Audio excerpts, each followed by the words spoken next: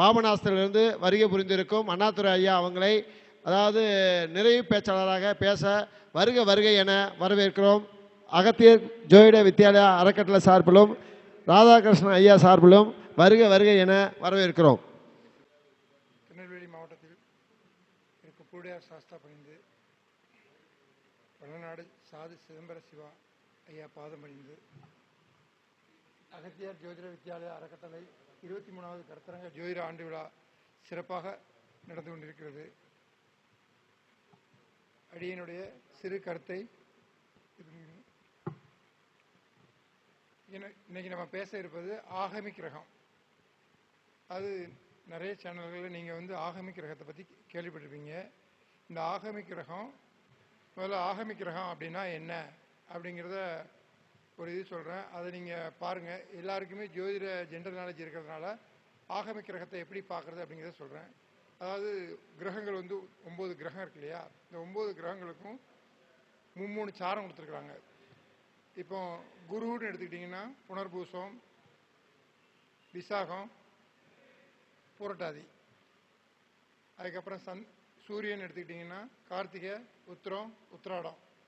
அதே மாதிரி சந்திரன் எடுத்துக்கிட்டிங்கன்னா திருவோணம், அஸ்தம், ரோகிணி. அதே மாதிரி சனி பகவான் எடுத்துக்கிட்டிங்கன்னா பூசம், அனுசம், உத்திரட்டாதி. ராகு பகவானுக்கு திருவாதிரை, சுவாதி, சதயம். கேதுவுக்கு அஸ்வதி, மகம், மூலம். செவ்வாய்க்கு சித்திர, அவிட்டம், மிருகஸ்ரீடம். இப்படி சுக்கிரனுக்கு பரணி, பூரம், பூராடம். 9 கிரகங்களுக்கும் 3 கிரக சாரம் இருக்கு. இதில் ஒரு சில ஜாதகங்களில் பார்த்தீங்கன்னா அந்த 3 சாரத்தில் எந்த சாரமே நிற்காது. அதுதான் ஆகமி கிரகம். இந்த ஆகமி கிரகம் என்ன செய்யும் அப்படின்னா இளமையில் ஒன்றும் பண்ணாது. கவர்மெண்ட்டில் வச்சுருக்காங்க பார்த்தீங்களா ரிட்டையர்மெண்ட்டுன்னு. அந்த ரிட்டையர்மெண்ட்டுக்கு வரும்போது என்ன பண்ணும் அப்படின்னா எந்த கிரகத்தோட சாரத்தில் கிரகம் இல்லையோ அந்த நோய் நம்மளை தாக்கும்.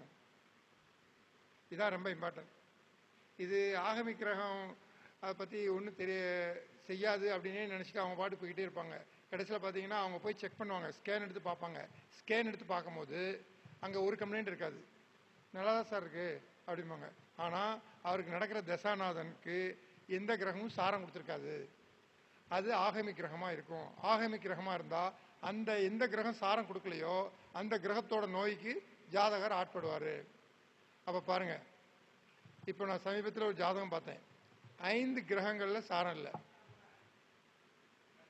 ராகு சாரத்தில் சாரம் இல்லை, குரு சாரத்தில் குரு நட்சத்திரத்தில் கிரகம் இல்லை, சந்திரனோட நட்சத்திரத்தில் கிரகம் இல்லை. இப்படி 5 கிரகங்களோட சாரத்தில் கிரகம் இல்லை. ஜாதகம் பார்க்குறோம். அவருக்கு பார்த்தீங்கன்னா ராகு தசை, புதன் புத்தி, சனி அந்தரம் நடந்துகிட்டு இருக்கு, குரு அந்தரம் நடந்துகிட்டு இருக்கு. அவர் கேள்வி என்னன்னா, சார் நல்லா தொழில் ஓடி இருந்தது, அப்படியே ஸ்டக்கப் ஆகி நிற்குது சார், ஏதாவது பரிகாரம் சொல்லுங்க அப்படின்னா, தசையை பார்த்தா அந்த தசாநாதனோட சாரத்தில் கிரகம் இல்லை. ராகு தசை நடக்குது, திருவாதிரை, சுவாதி, சதயத்தில் கிரகம் இல்லை. புதன் புத்தி நடக்குது, ஆயில்யம், கேட்ட, ரேவதியில் கிரகம் இல்லை. சரி, குரு அந்தரம் நடக்குது, குருவோட அந்தரத்தில் கிரகம் இருக்கான்னு பார்த்தா புனர்பூசம், பூரட்டாதி, விசாகத்தில் கிரகம் இல்லை. அப்போ ஸ்டக்கப் ஆகுமா ஆகலையா? புரியுதா உங்களுக்கு? எந்த ஒரு அந்தரத்தில் கிரகம் இருந்தாலும் சரி, ட்ரெயினை எப்படி இழுத்துட்டு போகுது அது மாதிரி இழுத்துட்டு போயிடும். ஆனால் அங்கே 3 பேர் ஜாதகத்தில் கிரகம் இல்லாதனால கணக்கு போட்டு பார்த்தேன், 132 நாள். ஐயா இது மூவ் ஆகாது. தசாநாதனுக்கும் சாரம் இல்லை, புத்திநாதனுக்கும் சாரம் இல்லை, அந்தரநாதனுக்கும் சாரம் இல்லை. இதை செய்யறதுக்கு ஒரு வழி இருக்கு. 132 நாள் வெயிட் பண்ணுறீங்களா? இல்லை இப்பவுமே செயல்படுத்தணுமா? இல்லை சார், இப்போவுமே நான் ரொம்ப திணறிட்டேன், தொழில் பூரா அப்படியே தேங்கி நிற்குது, சம்பளம் கொடுக்க வேண்டியதாக இருக்குது, வாடகை கொடுக்க வேண்டியிருக்கு, எனக்கும் உடல்நல ரொம்ப இதாக இருக்குது, எல்லாத்துலேயும் நான் மீறணும் சார், இதுக்கு என்ன செய்யணும் அப்படின்னாரு. பாருங்கள், ரொம்ப பெரிய இதெல்லாம் செய்யலை, ரொம்ப எளிமையான முறையில் இதை கிளியர் பண்ணோம். அதைத்தான் நான் இப்போ பதிவு பண்ணுறேன். கரெக்டாக பாருங்கள். அதாவது அவருக்கு சந்திரன் சாரத்தில் கிரகம் இல்லை. சந்திரன் என்னது? ரோகிணி, அஸ்தம், திருவோணம். அப்போ இந்த சாரத்தில் அவருக்கு கிரகம் இல்லை. அப்போ நான் சொன்னேன், சந்திரனோட தானியம் எது? சந்திரனோட தானியம் எதுனா ஏன் சொல்லுங்க. சந்திரனோட தானியம் வந்து பச்சரிசி, சரிங்களா? அதே மாதிரி அவருக்கு ராகுவோட சாரத்தில் கிரகம் இல்லை. ராகுவோட சாரம் என்னது, ராகுவோட தானியம் என்னது அப்படின்னா தொழி உளுந்து, சரியா? 2. 3, குருவோட சாரத்தில் கிரகம் இல்லை. குருவோட நவதானியம் என்னது அப்படின்னா கொண்டக்கடலை. 4, செவ்வாயோட சாரத்தில் கிரகம் இல்லை. செவ்வாயோட தானியம் துவரம் பருப்பு, ஓகேவா? புதனோட சாரத்தில் கிரகம் இல்லை. புதனோட தானியம் பாசிப்பயிறு. நான் ஒரு ரொம்பலாம் ஒன்றும் செய்ய சொல்லலை. அதாவது எள்ளு பொடி ரெடி பண்ணுவாங்க இல்லையா? எள்ளு பொடிக்கு என்னெல்லாம் சேர்ப்பாங்க?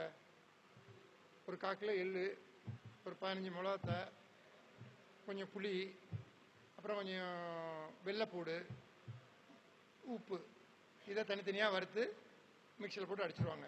இப்படி அடிக்கும் போது எந்தெந்த கிரகத்தோட சாரத்தில் கிரகம் இல்லையோ அதோட நவதானியத்தை அதுலேயும் 1/4 கிலோ சேர்த்துக்குங்க. அதே மாதிரி தனியாக வருங்க, எல்லாத்தையும் போட்டு மிக்சியில் அடிச்சிருங்க. அதை டெய்லி ஒரு 3 தோசை 2 தோசை நீங்கள் எவ்வளோ சாப்பிடுவீங்களோ அதுக்கு அந்த 5 விதமான தானியங்கள் சேர்த்துருக்கு இல்லையா, அந்த பொடியை கண்டிப்பாக யூஸ் பண்ணுங்க. வெளியில் சாப்பிடாதீங்க. சாப்பிட்டாலும் இந்த பொடி போட்டு சாப்பிடுங்க. மதியானம் காக்கைக்கு நீங்கள் உணவு வச்சிங்கன்னா வீட்டில் இருக்கிற குழம்பை சேர்க்காதீங்க. இந்த பொடி 5 நவதானியங்கள் சேர்த்துருக்கீங்க இல்லையா, இதில் 2 ஸ்பூன் போட்டு நல்லா விரைவி வைங்க. அப்போ தானமும் பண்ணுறாரு, அவரும் சாப்பிட்றாரா, பிரச்சனை சால்வ். பார்த்தீங்கன்னா இதோட பட்ஜெட் எவ்வளோ தெரியுமா? 194 ரூபா. 200 போட்டுக்கங்களேன். இதில் காஸ்ட்லி எதுனா எள்ளு மட்டும்தான் காஸ்ட்லி, கருப்பு எள்ளுங்கிறதுனால. மற்றது பூரா பார்த்தீங்கன்னா 20 ரூபா 30 ரூபா தான். அப்போ ஆகமி கிரகம் உங்கள் ஜாதகத்தில் இருந்தது அப்படின்னா அது என்ன பண்ணும் அப்படின்னா, திசையோ புத்தியோ அந்தரமோ வந்ததுன்னா வேலை செய்யாது, அப்படியே ஸ்டக்கப்பாக வைக்கும். அதே மாதிரி ஜாதகரை வந்து செயல்பட விடாது. அந்த எந்த கிரகத்தோட சாரத்தில் கிரகம் இல்லையோ அந்த நோயை கொடுத்துரும். அப்போ இந்த ஆகமி கிரகம் எந்த கிரகமாக இருந்தாலும் சரி, நீங்கள் பயப்பட வேண்டாம். அந்த கிரகத்துக்குரிய நவதானியத்தை மீண்டும் சொல்கிறேன், யாருக்கு வேணாலும் எந்த கிரகத்தில் கூட சாரம் இல்லாமல் இருக்கலாம்.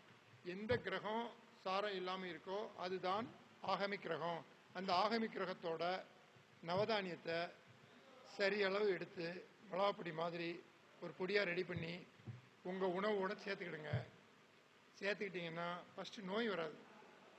எந்தெந்த கிரகத்தோட சாரத்தில் கிரகம் இல்லையோ அந்த நோய் நம்மளை தாக்காது. 2வது, அந்த கிரகத்தோட பவர் நமக்கு கிடைக்கும். ஏன்னா நவதானியங்கள் சாப்பிட்றீங்க இல்லையா, கண்டிப்பாக கிடைக்கும். இதில் ரொம்ப முக்கியம், இது மட்டும்தான் பரிகாரமா அப்படின்னா இல்லை. எந்தெந்த கிரகத்தில் சாரம் இல்லையோ அந்தந்த கிரகத்தோட வழிபாடு எடுத்துக்கணும். இப்போ குருவோட சாரத்தில் கிரகம் இல்லைன்னா வியாழக்கிழமை குரு வழிபாடு வச்சுக்கணும், இல்லைன்னா ஜீவசமாதி வழிபாடு வச்சுக்கணும். அதே மாதிரி புதன் வழிபாடு இல்லைன்னா புதன்கிழமை பெருமாள் வழிபாடு பண்ணணும். அதே மாதிரி செவ்வாயோட சாரத்தில் கிரகம் இல்லை அப்படின்னா கண்டிப்பாக செவ்வாய்க்கிழமை முருகர் வழிபாடு எடுத்துக்கணும். அப்போ ஆகமி கிரகத்தில் எந்த கிரகத்தில் சாரம் இல்லையோ அந்த கிரகத்தோட வழிபாடு வேணும். அந்த கிரகத்தோட நவதானியங்களை நம்ம உணவாக எடுத்துக்கணும். 3வது, அந்த நட்சத்திரக்காரங்களோட உறவு நம்ம லிங்கில் இருக்கணும். இப்போ நம்ம நண்பர்கள் இருப்பாங்க, இல்லை நம்ம போகக்கூடிய இடத்துல இருப்பாங்க, வரக்கூடிய இடத்துல இருப்பாங்க, இல்லை நம்மளோட வேலையாட்களாக இருப்பாங்க, இல்லை நமக்கு பாஸாக இருக்கலாம். அதை பற்றி பிரச்சனை இல்லை. நமக்கு எந்த கிரகத்தில் சாரம் இல்லையோ அந்த சாரம் சார்ந்த அந்த நட்சத்திரம் சார்ந்த நண்பர்களை நம்ம நண்பர்களாக்கி அவங்களோட லிங்க் நம்மகிட்ட இருக்கணும். அப்போ உறவு, உணவு, வழிபாடு, இதுதான் பிரச்சனையை தீர்க்கும் வழி. இன்னைக்கு நீங்கள் கோயிலுக்கு போக வேண்டாம், அங்கே போங்க இங்கே போங்க அப்படி பண்ணுங்க எப்படி.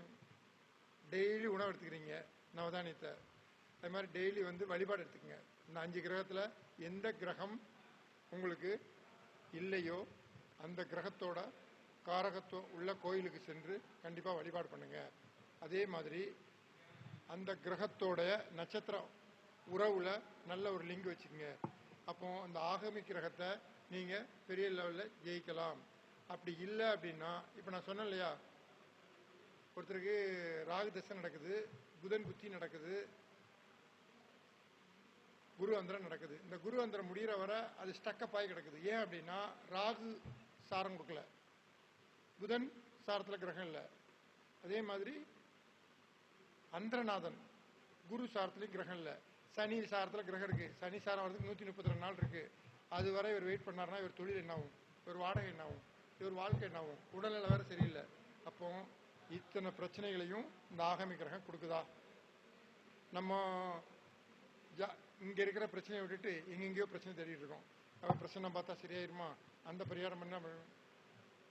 ஆகமி கிரகங்கிறது எந்த கிரகத்தோட சாரத்துல முழுமையா கிரகம் இல்லையோ, 9 கிரகம் இருக்கு, அதுல 9 கிரகத்துண்டான சாரத்தையும் சொல்லிட்டேன், நல்லா செக் பண்ணி பாருங்க. அதுல ஒரு கிரகத்துல சாரம் இல்லாட்டினா கூட அதோட இயல்பு என்ன, நம்ம லக்னத்துக்கு அவர் யாரு, காலபுருஷனுக்கு அவர் யாரு, அதை கண்டிப்பா அந்த கிரகம் செய்யும். அப்போ ஆகமி கிரகம் அப்படி செய்யும் போது நம்மளால நமக்கு ஒண்ணுமே புரியாது. என்னடா நல்லா தானே போயிட்டு இருந்தது, தசை வேலை செய்ய மாட்டுக்கு, புத்தி வேலை செய்ய மாட்டுக்கு, அந்தர வேலை செய்ய மாட்டுக்கு. இதுல ஒரு வேடிக்கை பாருங்க. ஒரு நண்பர் வந்து ஜாதகம் பார்க்குறாரு. அதாவது நல்லா கவனிங்க, தசாநாதன் நல்லா இருக்காரு, புத்திநாதன் நல்லா இருக்காரு, அந்திரநாதன் மட்டும் ஆகமி கிரகமாக இருந்து நடத்திட்டு இருக்கிறாரு. என்னை வந்து ஜாதகம் பார்க்குறாங்க, வெளிநாடு போகணுங்கிறாங்க. இப்போ வேண்டாம் சார், இந்த அந்தரம் முடியட்டும், அந்தரம் முடிஞ்சோடனே போகலாம். அந்தரம் முடிவுக்கு எவ்வளோ நாள் சார் இருக்குது அப்படின்னா, ஒரு 6 மாதம் இருக்குது. என்ன பண்ணார், விசா வந்துச்சு அப்படின்னு போயிட்டார். அவங்க அப்பாட்ட கேட்டேன், சார் விசா வந்துச்சு சார், நம்ம வெயிட் பண்ணோம்னா அப்போ நம்ம எதிர்பார்க்கும் போது வராது, போயிட்டார் சார், நான் கடன் வாங்கி அனுப்பிவிட்டேன் அப்படின்னாரு. போய் 3 மாதத்துக்குள்ளேயே அங்கே உள்ள கிளைமேட் பிடிக்கல, சாப்பாடு பிடிக்கல, வேலை பிடிக்கல, சம்பளம் பிடிக்கல அப்படி சொல்லிட்டு வந்துட்டார். செலவு எவ்வளோ தெரியுமா, 6 லட்ச ரூபா. அப்போ ஆகமி கிரகத்தோட அந்தரம் என்ன வேலை செய்யுது பார்த்தீங்களா? அந்த சாரத்தில் கிரகம் இல்லாதனால வெளிநாடு போக வச்சு அங்கே வேலைவாய்ப்பு, சாப்பாடு, இடம் பிடிக்காம எங்கேருந்து புறப்பட்டாரோ அங்கேயே திருப்பி வர வச்சு 7 லட்ச ரூபா காலி பண்ணிடுச்சா? அந்தரம் தானே, அந்தரத்தில் தொங்க விட்டுச்சு பார்த்தீங்களா? அப்போ ஆகமி கிரகத்தை சாதாரணமாக நினைக்காதீங்க.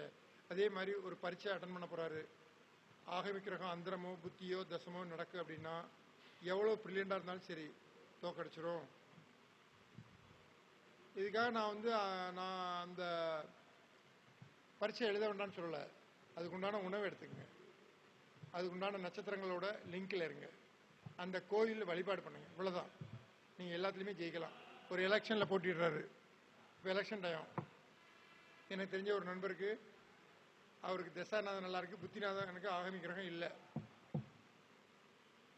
அப்போ இதில் எப்படி ஜெயிச்சே ஆகணும் அப்படிங்கிறாரு. ரைட்டு, அப்போ அதுக்குண்டான உணவை டெய்லி சாப்பிடுங்க, அதுக்குண்டான கோயிலுக்கு டெய்லி போங்க, அதுக்குண்டான நபரை உங்கள் டிரைவராகவோ இல்லை உங்களுடைய அசிஸ்டண்டாவோ வச்சுக்கிடுங்க, அவருடைய பார்வையில் நீங்கள் இருங்க அப்படின்னு சொல்லியிருக்கு. கண்டிப்பாக அது தலையெழுத்தை மாற்றும். இப்போ ஆகமி கிரகங்கிறது நம்ம வந்து சாதாரணமாக நினச்சிட்டு இருக்கிறோம். ஆகமி கிரகத்தில் 9 கிரகத்தில் ஒரு கிரகத்தில் சாரம் இல்லாட்டாலும் அந்த தசையோ புத்தியோ அந்தரமோ சூட்சமோ பிராணனோ வரும்போது நம்மளை வச்சு செய்யும்.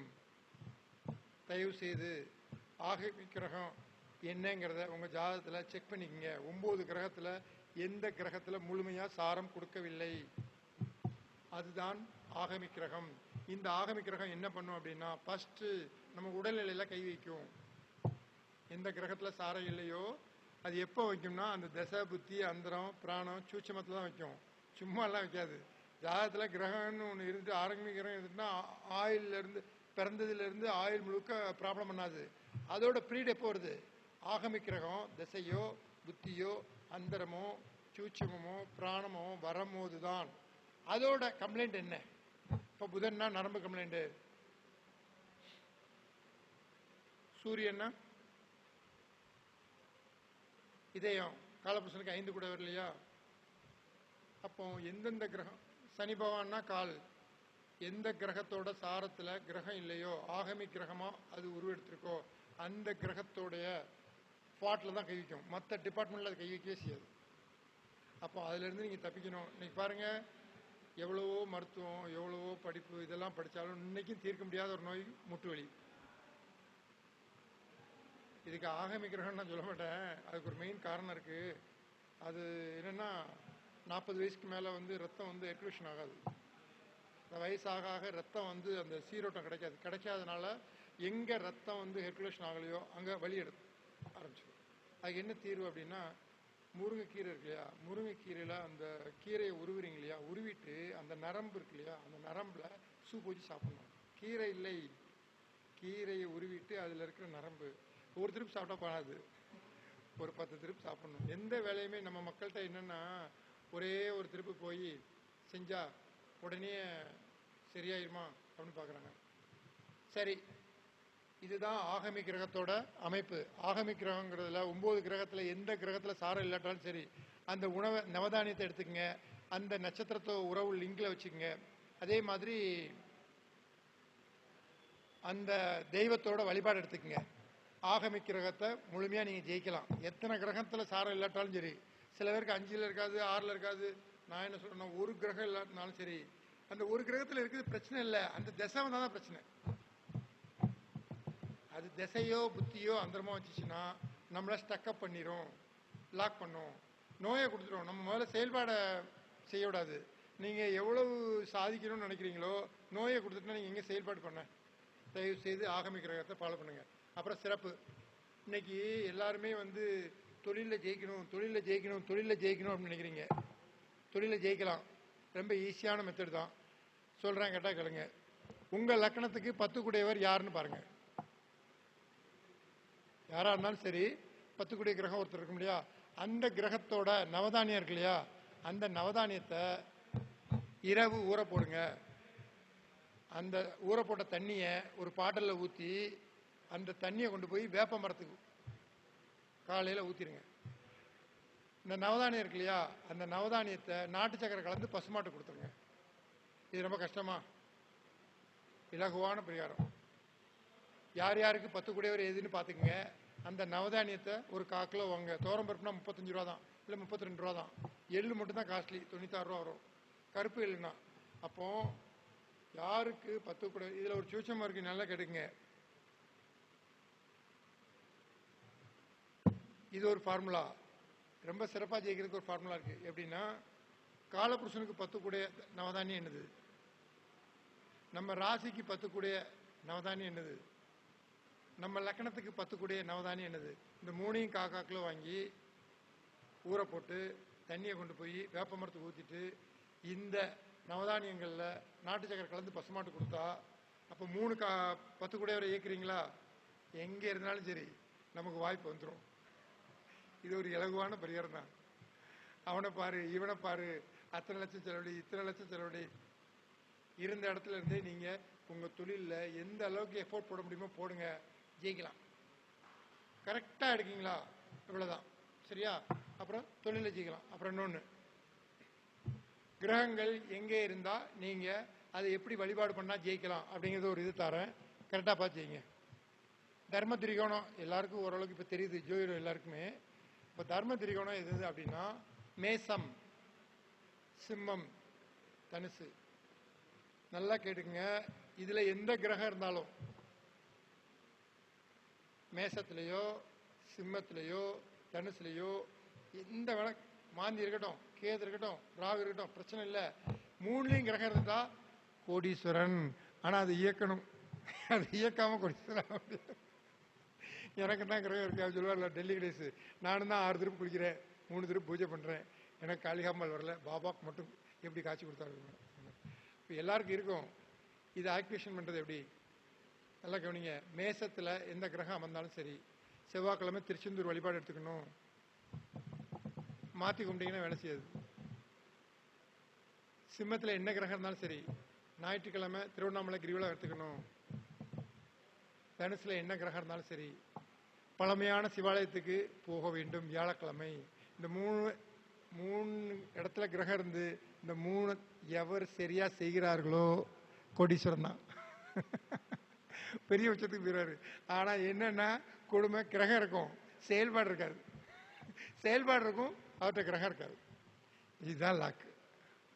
சார் நீங்கள் சொல்கிற மாதிரி நான் 3 கோயிலுக்கு போகிறேங்கிறார் ஒருத்தருக்கு, அவர் ஜாதத்தில் கிரகம் இல்லை. என்ன சார் கோயில் அப்படிங்கிற ஒருத்தருக்கு, அவர் ஜாதத்தில் கிரகம் இருக்குது, போக மாட்டேங்காரு. இதுதான் விதி. அப்போ இருக்கிறவன போகக்கூடாது, போகிறவனுக்கு இருக்கக்கூடாது. இதுதான் கர்மா. நீங்கள் உங்களுக்கோ உங்கள் மனைவிக்கோ இல்லை உங்கள் குழந்தைகளுக்கோ ஜாதத்தை நல்லா பாருங்கள். தர்ம திரிகோணம், மேசம், சிம்மம், தனுசு. இதில் யாருக்கு கிரகம் இருந்தாலும் 3லையும் கிரகம் இருக்கணும். 3லையும் கிரகம் இருந்ததுன்னா இதுக்கு உண்டான வழிபாடு எளிமையான வழிபாடு தான். செவ்வாய்க்கிழமை திருச்செந்தூர் வழிபாடு எடுத்துக்கங்க. அதில் ஒரு சிறப்பு இருக்குது. என்ன சிறப்புன்னா, காலையில் 8:24க்குள்ள செவ்வாய்க்கிழமை காலையில் முருகப்பெருமான வழிபாடு பண்ணுறது ரொம்ப சிறப்பு. ஏன்னா ஆகாய பூதம்னு ஒன்று ஓடிக்கிட்டு இருக்கும். அதில் வழிபாடு பண்ணுறது மிக மிக மிக மிக சிறப்பு. அதில் ஒரு அன்னதானம் பண்ணிங்கன்னா ரொம்ப சிறப்பு. அதில் வழிபாடு பண்ணிங்கன்னா ரொம்ப சிறப்பு. இப்போ இந்த டைமிங்குள்ளே முடியுமான்னு பாருங்கள். முதல் நாளே போய் தங்கி காலையில் 8:30 மணிக்குள்ளே ஆகாய பூதம் ஓடிட்டு இருக்கும்போது முருகப்பெருமான தரிசனம் பண்ணிடுங்க. இதே மாதிரி திருவண்ணாமலைக்கும் ஞாயிற்றுக்கிழமை சிம்மத்தில் கிரகம் இருக்கிறவங்க காலையில் 8:24க்குள்ளே கிரிவலத்தை முடிச்சிருங்க. இது கொஞ்சம் முடியாது. ஏன்னா நீங்கள் சூரிய உதயத்துலேருந்து ஆரம்பிப்பீங்க. 6 மணிக்கு ஆரம்பிச்சிங்கன்னா 2:30 மணிக்குள்ளே எப்போ முடியும்? நீங்கள் ஸ்டார்டிங்காக அதில் பண்ணிடுங்க. ஆகாய பூதத்தில் முடியும் போது முடியட்டும், பலன் உண்டு இல்லை. அதே மாதிரி பழமையான சிவாலயம் சொல்லுவாங்க இல்லையா, 4000 வருஷம் 5000 வருஷத்துக்கு முந்தின உள்ள கோயில் சார் அப்படிம்பாங்களா. தனுசில் யாருக்கு கிரகம் இருக்கோ அவங்க பழமையான சிவாலயத்துக்கு வியாழக்கிழமை சென்று வழிபாடு செய்யுங்கள். இதை எவர் ஒருவர் ஒரு திருப்பு செஞ்சால் வேலை செய்யாதுங்க. ஒரே ஒரு திருப்பு பண்ணிட்டு யூடியூப்பில் பார்த்தேன் வேலையே செய்யலை அப்படின்னு இன்னும் நிறைய பேர் இப்படி தான் இருக்காங்க. எந்த ஒரு காரியத்தையும் ஒழுங்காக பிடிச்சி அதை கன்டினியூட்டி பண்ணிக்கிட்டே இருக்கோம் அப்படின்னா கண்டிப்பாக பலன். அப்போ யாருக்கும் எதையும் அடைவதற்கு எல்லாருடைய ஜாதகத்திலையும் அமைப்பு இருக்கிறது. அதை நாம் பெறுவதற்கு சரியான முயற்சி செய்கிறோமா? பண்ணுறதில்ல. ஒரே ஒரு திருப்பு போகிறது, அடித்து பிடிச்சி இது பண்ணுறது, அப்புறம் திரும்பி பார்க்குறது, அப்புறம் பலன் கொடுக்கலையே அப்படிங்கிறது. பலன் கொடுக்கும். நீங்கள் ஏதாவது ஒன்று பிடிங்க. 1000 யூடியூப் வரும், 1000 செய்தி கொடுப்பாங்க. இங்கே ஏற்றாதீங்க. நமக்கு தேவை உள்ளது மட்டும் எடுங்க. கரெக்டாக பிடிங்க, கன்டினியூட்டியாக அடிங்க, கண்டிப்பாக ஜெயிக்கலாம். அப்போ தர்ம திரிகோணத்தில் யாருக்கு கிரகம் இருந்தாலும் சரி. சரி, அடுத்து இன்னொன்று, இது ரொம்ப முக்கியமான பாயிண்ட்டு. இதுவரை நம்ம இம்பார்ட்டன்ட் கொடுக்கல. இப்போ நான் சொல்லக்கூடியது லக்ன புள்ளி. நல்லா ஞாபகிச்சுங்க. லக்ன புள்ளி. லக்ன புள்ளி செவ்வாயோட நட்சத்திரத்தில் இருந்தா. செவ்வாயோட நட்சத்திரம் என்னெல்லாம்? மிருகசீடம், சித்திரை, அவிட்டம். நல்லா கவனிங்க. நீங்கள் பார்க்கக்கூடிய ஜாதகங்களாக இருந்தாலும் சரி, உங்கள் ஃபேமிலி ஜாதகமாக இருந்தாலும் சரி, உங்கள் குழந்தை ஜாதகமாக இருந்தாலும் சரி, உங்கள் மனைவி ஜாதகமாக இருந்தாலும் சரி, கணவன் ஜாதகமாக இருந்தாலும் சரி, லக்ன புள்ளி செவ்வாயோட நட்சத்திரத்தில் இருந்ததுன்னா, செவ்வாய் பிறந்தது என்ன நட்சத்திரம்? உத்திராடம். உத்திராடம் யாரோட கர்மா? குருவோட கர்மா. தயவு செய்து அசைவம் எடுக்காதீங்க, மாட்டிக்குவீங்க. ஏன்னா லக்ன புள்ளி செவ்வாயோட நட்சத்திரம்னா செவ்வாய் பிறந்தது குருவோட கர்மா. குருவோட கர்மானா நம்ம வழிபடக்கூடியது ஜீவ சமாதி. நம்ம அதுக்கு ஆப்போசிட்டாக பண்ணிட்டு இருப்போம். வெளுத்து வாங்குவோம். ஞாயிற்றுக்கிழமைன்னா மட்டன் எடுத்து போட்டு தாக்குவோம். புதன்கிழமைன்னா ஃபிஷ் எடுத்து நல்லா பொரிப்போம். இங்கே தான் நமக்கு லாக் ஆகுது. அதாவது தெரியாமல் நம்ம செய்தால் அது தவறே அல்ல. இப்போ வீடியோ பார்த்துட்டீங்களா, தெரிஞ்சுக்கிட்டீங்களா? இனிமேல் அதை நிறுத்துங்க. செவ்வாயோட நட்சத்திரம் மிருகசீடம், சித்திரை, அவிட்டம், லக்ன புள்ளி வாங்கினால் இந்த செவ்வாய் பிறந்தது உத்திராடம், குருவோட கர்மா. இப்போ குருவோட கர்மாவில் பிறந்திருக்க நம்ம அசைவத்தை எடுத்துக்கிட்டு ஜீவசமாதி வழிபாடு பண்ணாமல் இருந்தால் நீங்கள் என்ன வழிபாடு பண்ணாலும் சரி, அங்கே இயக்கம் வேலை செய்யாது. நீங்கள் பாட்டு பார்த்துருப்பீங்க, எல்லா கோயிலுக்கும் போகிறோம், எல்லாரும் சொல்கிற பரிகாரம் செய்கிறோம், ஆனால் வேலை செய்யலையே அப்படின்னு. சரி, 3 நட்சத்திரம் முடிச்சிங்களா? அடுத்து பாருங்கள். சூரியனோட நட்சத்திரம் என்ன? கார்த்திகை, உத்திரம், உத்திராடம். யாருக்கெல்லாம் லக்ன புள்ளி கார்த்திகை, உத்திரம், உத்திராடத்தில் இருக்குதோ சூரியன் பிறந்த நட்சத்திரம் என்ன? அஸ்தம். அஸ்தம் குருவோட கர்மா. அப்போ உங்கள் பிள்ளைக்கு இருக்கலாம், உங்கள் மனைவிக்கு இருக்கலாம், கணவருக்கு இருக்கலாம். சூரியனோட நட்சத்திரம் லக்ன புள்ளியாக வந்துச்சுன்னா அசைவம் எடுக்காதீங்க. எடுத்துட்டீங்க அப்படின்னா உங்கள் வழிபாடு, பரிகாரங்கள், குலதெய்வ வழிபாடு எதுவுமே நமக்கு வழி செய்யாது. ஏன்னா நம்ம கர்மாவும் நம்ம அதை சரி பண்ணலை. நம்ம மற்ற வழிபாடுக்கெல்லாம் இம்பார்ட்டன்ட் கொடுத்து ஏன் நடக்கலைன்னு கேள்வி கேட்டுக்கிட்டு இருந்தோம்னா ஒன்றும் ஆகாது. அப்போ நல்லா கவனிங்க. கார்த்திகை, உத்திரம், உத்திராடத்தில் லக்ன புள்ளி இருக்கா? அப்போ நம்ம வழிபடக்கூடியது ஜீவசமாதி. அந்த ஜீவசமாதி வழிபாடு பண்ணும்போது அசைவத்தை தியாகம் பண்ணிடணும். அப்படி பண்ணிட்டீங்கன்னா உங்கள் லைஃப் பரிமளிக்க அமைச்சிரும். அடுத்து சந்திரனோட நட்சத்திரத்தில் யாருக்கு லக்ன புள்ளி இருக்குன்னு பாருங்க. திருவோணம், அஸ்தம், ரோகிணி சந்திரனோட நட்சத்திரம். இதில் லக்ன புள்ளி யாருக்கு இருந்தாலும் சரி, சந்திரன் பிறந்தது என்ன நட்சத்திரம்? மிருகஸ்ரீடம்.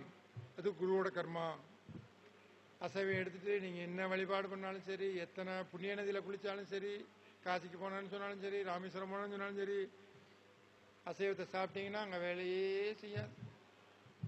டெல்லி கணேஷ் சொன்ன மாதிரி தான், நானும் 3 திருப்பு குளிக்கிறேன், 6 திருப்பு காளிகாம்பாள் பூஜை பண்ணுறேன், எனக்கு ஒன்றுமே செய்யலை, பாபாவுக்கு மட்டும் எப்படி காட்சி கொடுத்தார், இதான் கேள்வியாக இருக்கும், பதில் வராது.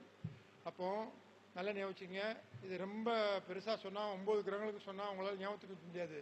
இப்போதைக்கு 3 கிரகத்துக்கு தான் சொல்லியிருக்கிறேன். இதுக்கெல்லாம் சூரியனுக்கு, சந்திரனுக்கு, செவ்வாய்க்கு, இந்த 9 நட்சத்திரங்கள் என்னென்ன நட்சத்திரம்லாம், சூரியனோட நட்சத்திரம் கார்த்திகை, உத்திராடம், சந்திரனோட நட்சத்திரம் திருவோணம், அஸ்தம், ரோஹிணி, செவ்வாயோட நட்சத்திரம் சித்திரை, மிருகசீரிஷா, அவிட்டம். இந்த 9 நட்சத்திரத்தில் லக்ன புள்ளி இருந்தால் தயவு செய்து நீங்கள் அசைவத்தை தவிர்த்து விடுங்கள், ஜீவ சமாதியை பற்றி கொள்ளுங்கள். ஜீவ சமாதினா இன்னொன்று ஞாபகம் வச்சுக்கோங்க. நீங்க நல்லா பாருங்க, ஜீவசமாதி எதை எடுக்கும் அப்படின்னா, நம்ம நட்சத்திரத்துக்கு 13வது நட்சத்திரம் தான் ஜீவசமாதியை குறிக்கும். அப்போ நம்ம நட்சத்திரத்துக்கு 13வது நட்சத்திரம் எந்த இடத்துல இருக்கு? 6ஆம் இடத்துல வரும். ராசிக்கு 6ஆம் இடத்துல வரும். 6ஆம் இடம் ஜீவசமாதி அப்படின்னா, 6ஆம் இடம் என்னதுன்னா வயிறு. ஜீவசமாதிக்கு யாருக்கு போனாலும் சரி, ஜீவசமாதினோடனே ஜீவசமாதிக்கு போய் மெடிடேஷன் பண்ணி ஒரு எலுமிச்சம்பளம் பண்ணிட்டு வந்துடலாம்னு நினைக்காதீங்க. அங்கே போய் உணவு அங்கே வர்றவங்களுக்கு அங்கே ரெடி பண்ணாங்கன்னா நீங்கள் அரிசி வாங்கி கொடுங்க, இல்லை பணத்தை கட்டுங்க. நம்ம கர்மாவை இப்படி தான் போக முடியும். யாருக்கு வசதி வாய்ப்பு இருக்கோ அவங்க பணமாக கட்டுங்க. இல்லை சார் என்னால் அவ்வளோ முடியாது, ஒரு 5 கிலோ அரிசி பை கொண்டு போய் கொடுங்க, இதை நீங்கள் அன்னதானத்துக்கு வச்சுக்கிடுங்க அப்படின்னு. இல்லை காய்கறி கொண்டு போய் கொடுங்க. இந்த வயிறுக்கு உணவு கொடுத்து அந்த சித்தரை வழிபாடு பண்ணாதான் அவங்களோட ஆசி கிடைக்கும். சும்மா எனக்கு குருவோட கர்ம நட்சத்திரத்தில் பிறந்திருக்கிறேன், நானும் போனேன், மெடிடேஷன் பண்ணேன், சாப்பிட்டேன், தூங்கினேன், வந்தேன், நடக்கலை அப்படின்னா எப்படி நடக்கும்? இங்கே ஒன்று கொடுக்காம ஒன்று பெற முடியாது. சூரியன், சந்திரன், செவ்வாய் நட்சத்திரத்தில் யாருக்கு லக்ன புள்ளி இருந்தாலும் சரி, இவர்கள் எவ்வளோ நாள் சாப்பிட்டாலும் சரி, இதுக்கு முன்னாடி செய்தது தெரியவில்லை, தவறு இல்லை, இப்போ யூடியூப் பார்த்துட்டீங்க, இனிமே அசைவத்தை எடுத்தீங்கன்னா தெரிஞ்சே தப்பு பண்றீங்க, உங்க கர்மா இயங்காது. எத்தனை புண்ணியத்தினாலும் குளிங்க, எவ்வளவு கும்பாபிஷேகம்னாலும் போங்க, கர்மா மாறாது. அப்போ இதை பார்த்ததுக்கு அப்புறம் ஜீவசமாதி வழிபாடு எடுத்துக்கிடுங்க. ஜீவசமாதிக்கு ஒவ்வொரு மாதமும் போகும்போது ஏதோ உங்களால் முடிஞ்சது, நான் அப்படி பண்ண இப்படி பண்ணலாம் சொல்ல மாட்டேன், ஒரு 5 கிலோ பை, ஒரு அரிசி பை வாங்கிட்டு போய் இந்த அரிசியையும் சேர்த்து நீங்கள் ரெடி பண்ணி வர்றவங்களுக்கு சாப்பாடு கொடுங்க. வயிற்றுக்கு 13வது நட்சத்திரம் இருக்கிறது 6ஆம் இடம், 6ஆம் இடம் வயிறு. அப்போ அங்கேருந்து நம்ம அருள் பெறணும்னா நம்ம கொடுக்கணும். கொடுத்து அவங்களோட பிளஸ்ஸிங்கை பெறுங்க. இந்த நட்சத்திரத்தில் லக்ன புள்ளி இருந்தால் கண்டிப்பாக வெற்றி பெற்று விடலாம். ஓகேவா? ரொம்ப ரொம்ப ரொம்ப ரொம்ப முக்கியம் இந்த லக்ன புள்ளி தான். இந்த லக்ன புள்ளியை யாருமே நம்ம கண்டுக்கிறது இல்லை. அதனால எல்லாத்தையுமே பார்த்துக்கிற மாதிரி கிரகங்களையே துரத்திக்கிட்டு இருக்கிறோம். லக்ன புள்ளியில் என்ன பிரச்சனை அப்படிங்கிறது யாருக்கும் தெரிய மாட்டேங்குது. அதனால தான். அதுக்கப்புறம் ரொம்ப இம்பார்ட்டன்ட், போன ராகுகேது பயிற்சி இன்னொரு 8 மாதம் இருக்கு. கார்த்திகை மாதம் தான் ராகுகேது பயிற்சி ஆகுது. இந்த ராகுகேது பயிற்சி வர மேச வீடு அடி வாங்குது. எப்படி அடி வாங்குதுன்னு சொல்றேன், ஞாபகம் வச்சுக்கோங்க. இப்போ ராகு கோச்சாரத்தில் கும்பத்தில் இருக்கிறாரு. வீடு கொடுத்த சனி எங்க நீசம் வருவார்? மேசத்துல. மேசம் அடி வாங்கும். கேது பகவான் சிம்மத்தில் இருக்காரு. வீடு கொடுத்த சூரியன் எங்க உச்சம் வருவார்? மேசத்துல. மேசம் அடி வாங்கும். கேதுக்கு வீடு கொடுத்த ஒரு உச்சம் வரக்கூடாது. அவரே ஆண்டி, அவர் வீடு கொடுத்தவர் எப்படி உச்சம் வரலாம்? இவர் பிரம்மாண்டம், இவருக்கு வீடு கொடுத்தவர் நீசம் வரக்கூடாது.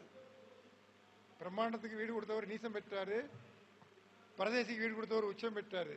இது மாற்றத்தை உண்டு பண்ணும். மேசம் அடி வாங்கும். அப்போ மேசம் உங்க லக்னத்துக்கு எத்தனாம் பாவம்னு பாருங்க. உங்க லக்னத்துக்கு அது எத்தனாம் பாவமோ அந்த பாவம் இப்பொழுது தொடர்ந்து அடி வாங்கி கொண்டே இருக்கும். நீங்க என்ன லக்னமா இருந்தாலும், கும்ப லக்னமா இருந்தால் 3ஆம் இடம் அடி வாங்கும். நானே இந்த மீடியாவுக்கு கொஞ்ச நாள் லீவ் போட்டேன். ஏன்னா நான் கும்பலக்கணும், எனக்கு 3ஆம் இடம் மேசம். இந்த காரணத்துக்கு நான் வரல மீடியாவுக்கு. ஏன்னா நம்மளே ஒதுங்கிடணும். அடி வாங்குதுன்னு தெரிஞ்சு திருப்பியும் நம்ம தலையை கொடுத்துருந்தோம்னா தேவையில்லாத சர்ச்சைகள் உண்டாகுமா இல்லையா? அதனால தான் ஒதுங்கி இருந்தது. இருந்தாலும் தலைவர் கூப்பிட்டாரு, அது ஒயாமல் நம்ம இது பண்ணோம்னா மிஸ் அண்டர்ஸ்டாண்டிங் ஆயிரும். அது தப்பு. போவோம். கிரகங்களுக்கு நம்ம மரியாதை கொடுத்தோம், மனிதர்களுக்கும் மரியாதை கொடுக்கணும் அப்படின்ட்டு வந்தாச்சு. இருந்தாலும் இன்னும் 8 மாதங்கள் இருக்கிறது. இதுல ரொம்ப முக்கியம் என்னன்னா, மேச லக்னம் மேச ராசியில் பிறந்தவர்கள் பாவம். ராசி உயிர், அங்கதான் அடி பயங்கரமா இருக்கும். இப்பெல்லாம் பாருங்க, மேச ராசி மேச லக்னம் எவ்வளவு திறமை இருந்தாலும் சரி அவங்களுக்கு விடையே தெரியாது. என்னடா போட்டு துவைச்சிக்கிட்டு இருக்கு அப்படிமா. ஏன்னா ராகு பகவான் மேசத்தில், கும்பத்தில் வீடு கொடுத்த சனி நீசம் மேசத்தில். அப்போ ராகு வீடு கொடுத்தவர் நீசம் பெறதுனால அந்த இடம் அடி வாங்குது. சிம்மத்தில் கேது பகவான், அவர் வீடு கொடுத்த சூரியன் உச்சம் மேசம் அடி வாங்குது. மேசம் உங்கள் லக்கணத்துக்கு எத்தனாம் பாவமாக இருந்தாலும் சரி, அந்த இடம் பொருள் இல்லைன்னா உயிர், இதை கண்டிப்பாக காவு கொடுக்கும். நம் ஜாதகத்தை பொறுத்து அது எப்படி எடுக்குதுன்னா, நம்ம ஜாதகத்தில் ராகு கேது இருக்காங்க இல்லையா, ராகு கேது உயிர் காரகத்துவத்தில் இருக்காங்களா பொருள் காரகத்துவத்தில் இருக்காங்களான்னு தெரியணும். அது சம்பந்தமான அடியை தான் அவங்க கொடுப்பாங்க. ஏன்னா இப்ப பிரச்சனை வரதே ராகு கேதுவால தானே. இவங்க வீடு கொடுக்க போய் தானே அது அடி வாங்குது. பாருங்க, எனக்கு ராகு மகரத்தில், கேது கடகத்தில், என் லக்னத்துக்கு 6-12. அப்போ எங்கே இருக்காங்க? பொருள் காரகத்தில் இருக்காங்க. பொருளில் தான் கை வைப்பாங்க. இதே ஒத்தப்படையில் இருந்தா 1, 3, 5, 7, 9, 11 இருந்தா உயிர் காரகத்தில் கை வைப்பாங்க. பொருள் மீட்டு விடலாம், உயிர் போனால் மீட்க முடியாது. அப்போ வரக்கூடிய கார்த்திகை மாதம் தான் ராகு கேது பயிற்சி ஆகிறது. அதுவரை உங்கள் லக்னத்துக்கு மேசம் எத்தனாம் பாவமா இருந்தாலும் சரி போட்டு வாங்குவான். 4ஆம் இடம் பாவம், வண்டியை தூக்கிடுவான். சும்மாவே இருக்க மாட்டான். டிரைவரை போட்டு விரட்டி வேகமா போன்ட்டு அவனும் தொலைஞ்சான், வண்டியில் போறவனும் தொலைஞ்சான். அப்போ தயவு செய்து மேசம் உங்கள் லக்னத்துக்கு எத்தனாம் பாவம்னு பாருங்க. இதுல ரொம்ப ஒரு கொடுமை என்னன்னா, மேசத்துல கிரகம் இருந்துடக்கூடாது. மேசராசினா யார் இருப்பா? சந்திரன் இருப்பாரு. சந்திரன் ஒரு வழி பண்ணும். மேச லக்னம்னா அவருக்கே உயிருக்கு உழ வைக்கும். மேசத்துல வேற கிரகம் இருக்கு, சுக்கிரன் இருக்கு. சுக்கிரனால அவமானப்படுவார் பெண்கள். எந்த கிரகம் இருக்கோ அந்த கிரகம் அடி வாங்குது இல்லையா, அப்போ அந்த கிரகம் மேசத்துல யாருக்கு உட்காருதா அந்த கிரகத்தினால நிறைய பிரச்சனைகளை சந்திப்பாரு. கிரகமே இல்லாட்டாலும் சரி, லக்னத்துக்கு அது எத்தனாம் பாவம், அந்த பாவ ரீதியா மைனஸ் உண்டு பண்ணும். இதுதான் கிரகங்களின் வேலை. இது நடக்குமா அப்படின்னா நடக்கும் சார். ஒவ்வொரு பயிற்சிக்கும் ஒரு இது நடக்கும். இதுக்கு என்னன்னா, நீங்க சரியான படிப்பினை வேணும். இது என்னோட கண்டுபிடிப்பு இல்லை, எங்க குருநாதர்கள் முன்னோர்கள் சித்தர்கள் கண்டுபிடிச்சது. நான் சும்மா அதை நோக்காம அவங்க ரொம்ப கஷ்டப்பட்டு எடுத்து விழாவினதை நான் உங்களுக்கு இது பண்றேன், அவ்வளவுதான். எனக்கு இதுக்கு சம்மந்தமே எங்க குருநாதர் இது பண்ணது, அவர் கஷ்டப்பட்டு ஆராய்ச்சி பண்ணி எடுத்த விஷயத்த நான் உங்களுக்கு தரேன். அதனால அதை நீங்க சரியா ஃபாலோ பண்ணீங்க. இந்த மேசம் ராசி மேச லக்னம் இப்போதைக்கு ஒரு 8 மாசத்துக்கு புது அகலக்கால் விரிக்காது. கல்யாணம், வெளிநாடு, வியாபாரம், வீடு கட்டுறது, கட்டித்தான் ஆகணும்னா சிம்பிளா முடிச்சுக்கணும். கல்யாணம் பண்ணிங்க, தப்பு இல்லை. டேட் ஃபிக்ஸ் பண்ணியாச்சா, சிம்பிளா முடிங்க. என்னப்பா கல்யாணம் ஆயிடுச்சா அப்படின்னு கேட்கணும். கலக்கிட்டா அப்படின்ட்டானா போச்சு. இந்த 8 மாசத்துக்குள்ள அவன் கலக்கிடுவான். பிரச்சனைன்னு தெரிஞ்சிருச்சு, அதுக்கப்புறம் நம்ம விஷப்பரிச்சு வைக்கக்கூடாது. அப்போ இந்த மேச ராசிக்காரங்களோ மேச லக்கணத்துக்காரங்களோ தயவு செய்து வரக்கூடிய கார்த்திகைக்குள்ள ஏதாவது பெரிய ப்ரோக்ராம் இருந்ததுன்னா எவ்வளவு சிம்பிளா சுருக்கி அதை காது வச்ச மாதிரி நாசுக்கா செஞ்சிட்டீங்கன்னா அடி விழும், ஆனா வெளியில தெரியற அளவுக்கு விழாது, நைஸா கொண்டு போயிடும். அப்போ எல்லா மக்களும் நல்லா இருக்கணுமா இல்லையா? அம்மா உங்களுக்கு இல்லாம இருக்கலாம், உங்க கணவருக்கு இருக்கலாம், இல்ல உங்க குழந்தைகளுக்கு இருக்கலாம். நம்ம வேலை பார்க்குற மேனேஜ்மெண்ட்டுக்கு இருந்தாலும் வம்புதாங்க. அவன் போட்டு நம்மளை பாடாப்படுத்துவானே, அவனுக்கு விடையே தெரியாது. மேசத்துல அந்த மேசம் அடி வாங்குதுங்கிற விவரம் அவனுக்கு தெரியாது. ஆனா அந்த இடம் ஏன் ஃபுல்ஃபில் ஆகலைன்னு நம்மளை போட்டு மண்டையை போட்டு கொள்ளுவான். ஏன் இங்க இதாவது போன திருப்பு வசூலானது இந்த திருப்பு பண்ணலையே அப்படிமா, அவனுக்கு தெரியாது இந்த இடம் அடி வாங்குறது. சரி, இப்ப மேசம் என்னது? காலபுருஷனுக்கு முதல் வீடு. அப்போ குடும்ப தலைவர். எல்லா பெண்களுமே குடும்ப தலைவர்களை ரொம்ப படுத்தாதீங்க. அடி வாங்கிட்டு இருக்காங்க. மேசம் அது ஃபினிஷ் ஆகி குடும்பத் தலைவர்கள் பூரா ரொம்ப அவங்க நார்மல் லெவலில் இருந்தவங்க இப்போ இருக்க மாட்டாங்க. எதுலையாவது சிக்கி பிக்கி சின்னாபனமாகி அவங்க பதில் கொடுக்க முடியாமல் திணறிக்கிட்டு இருப்பாங்க. அவங்கள கொஞ்சம் விட்டுப்பிடிங்க தயவு செய்து. வரக்கூடிய கார்த்திகை மாதம் வர அவங்க போக்கில் அவங்கள விட்டுட்டீங்கன்னா சக்ஸஸ் பண்ணிடுவாங்க.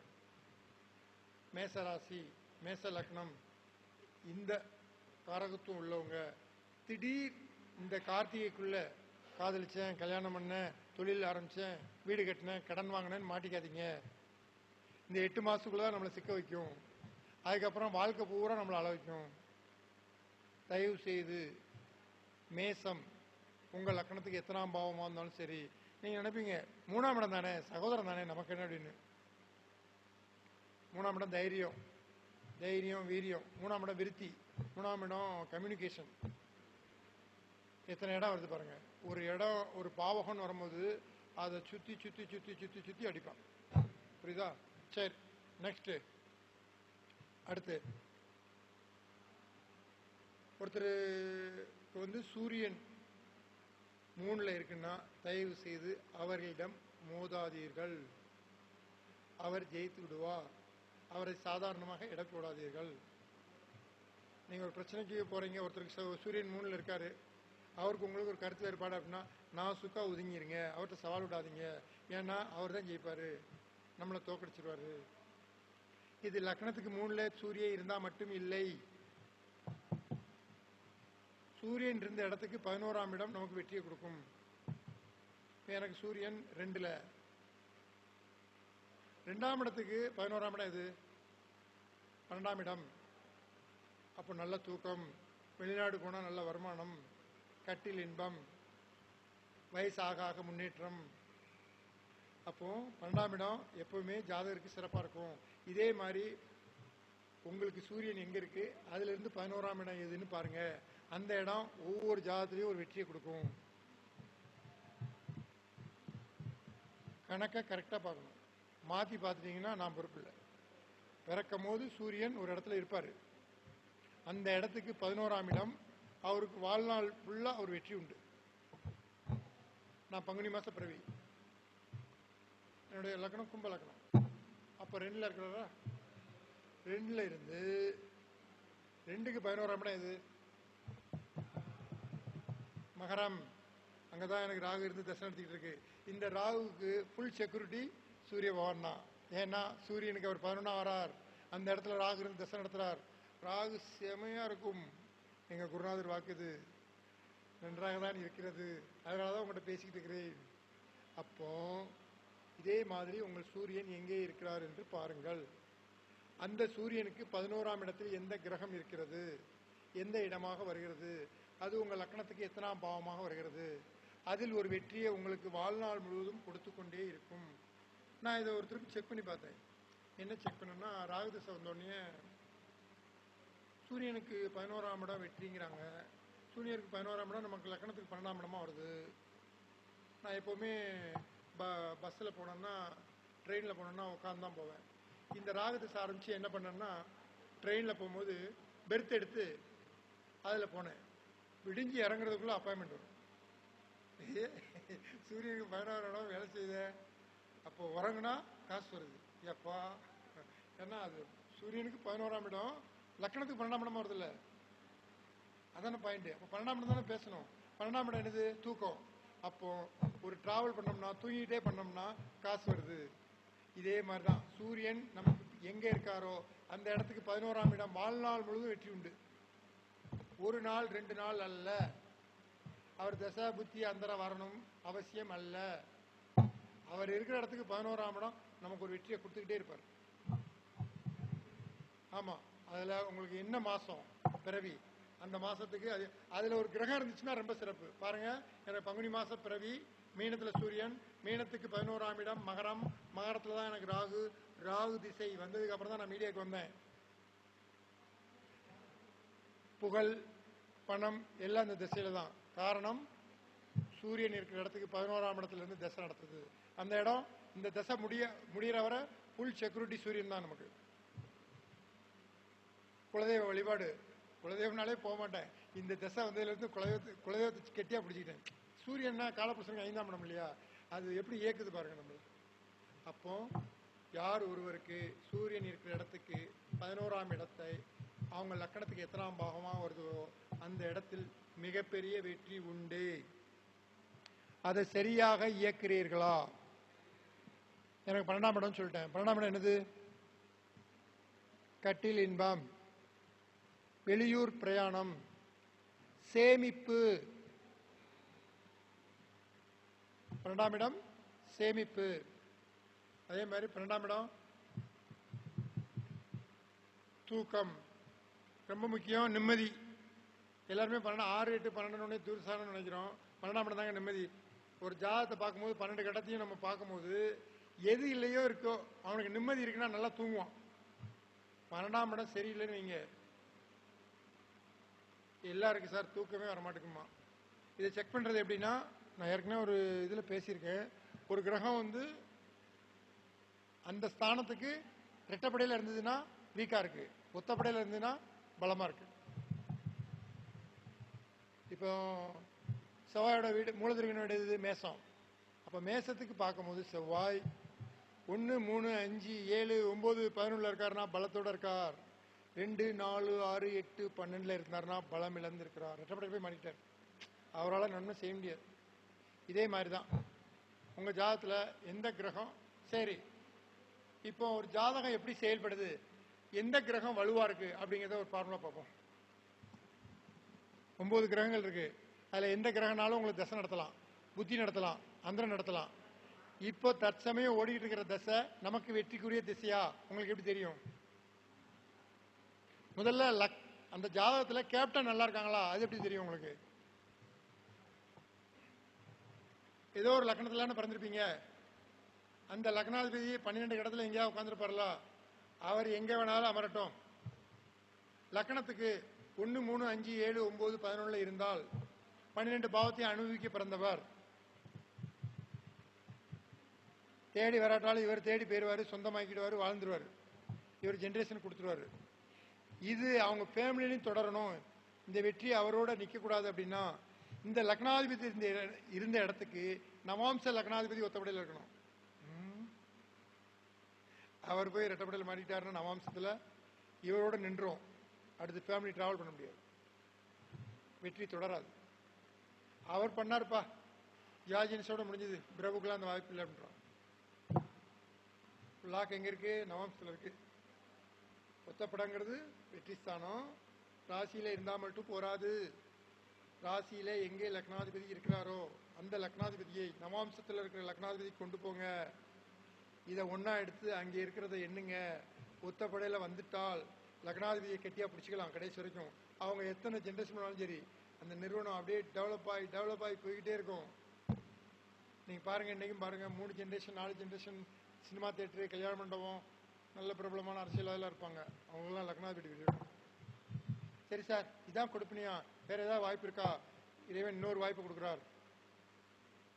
நம்ம எல்லாம் ஒரு ராசியில பிறந்திருப்போம்ல, நட்சத்திரம் சொல்றோம் இல்லையா, ராசியில பிறந்திருக்கோம்ல, அந்த சந்திரன் உங்க ஜாதகத்துல ஒத்தப்படையில் இருக்காருன்னு பாருங்க. எனக்கு 7 ஒத்தப்படையில். இந்த சந்திரனுக்கு நவாம்ச சந்திரன் ஒத்தப்படையில் இருந்தா தொடரும் வெற்றி. அப்போ லக்னம் இருந்தா லக்னத்தை பிடிச்சிக்கணும், சந்திரன் இருந்தா சந்திரன் பிடிச்சிக்கணும். ரெண்டுமே கிட்டிட்டா அவன் சொன்னதை கேட்க மாட்டான், வாழ்க்கையில் போராட பிறந்தவன், அவனுக்கு பரிகாரம் கிடையாது. இப்படி சில ஜாதகம் இருக்கும். கர்மாவை அனுபவிக்கணும்னா, அதாவது மூத்த குழந்தையா ஆண் குழந்தை பிறக்கக்கூடாது. ஏன்னா முன்னோருடைய கர்மா பூரா அந்த பையனுக்கு போயிடும். பெண் குழந்தையா பிறக்கலாம், கர்மா அந்த பிறந்த வீட்டோட நிற்கும், அவங்க வாழ போற வீட்டில் டிரான்ஸ்ஃபர் மாறிடும். அப்போ எல்லாத்துக்கும் நாம் வாங்கி வந்த வரம்தான். எனக்கு இந்த வாய்ப்பை கொடுத்த திரு ரவி ஜெயக்குமார் ஐயா அவர்களுக்கு கோடான கோடி நன்றி சொல்லி விடைபெறுகிறேன். நன்றி, வணக்கம். லேட்டாக வந்தாலும் லேட்டஸ்டான கருத்துக்களை, அதாவது நேரடி மக்கள் இருந்து தான் பேசணும்னு அவசியம் இல்லை அப்படிங்கிற இடத்துல இருந்தாலும், ஆனால் யூடியூப் வழியாக நிறைய மக்கள் பார்த்துட்டு இருக்காங்க, அவங்களுக்காவாச்சு அந்த கருத்துக்கள் போய் சேரணும் என்ற நல்ல நோக்கத்தில் ஐயா அதாவது மீட்டிங் முடிகிற டயத்தில் வந்ததுனால சரி ஐயாவும் பேச வச்சு அந்த விஷயத்தை பண்ணி கொடுப்போம் அப்படிங்கிற அடிப்படையில் தான் இந்த பிரபஞ்சம் நம்மளுக்கு அனுமதி கொடுத்து கடைசியாக நிறைவு பேச்சாக என்னுடைய உயிர் நண்பனாகிய அதாவது அண்ணாதுரை ஐயா அவங்க அதாவது ஜோதிட கருத்துக்களை மிக அற்புதமாக பொறுமையாகவும் தெளிவாகவும் நல்ல மக்களுக்கு சரியான முறையில் கொடுத்துருக்காங்க. அவங்க வீடியோலாம் நல்ல முறையில் போயிட்டுருக்கு. அதை நீங்கள் தொடர்ந்து பார்த்தீங்கன்னா அவர் கருத்துக்கள் அனைத்தும் உங்களுக்கு உதவிகரமாக இருக்கும் என்று கூறி அனைத்து நல்ல உள்ளங்களுக்கும் அந்த நன்றிகள் அந்த வணக்கத்தை தெரிவிச்சுக்கிறோம். நன்றி, வணக்கம்.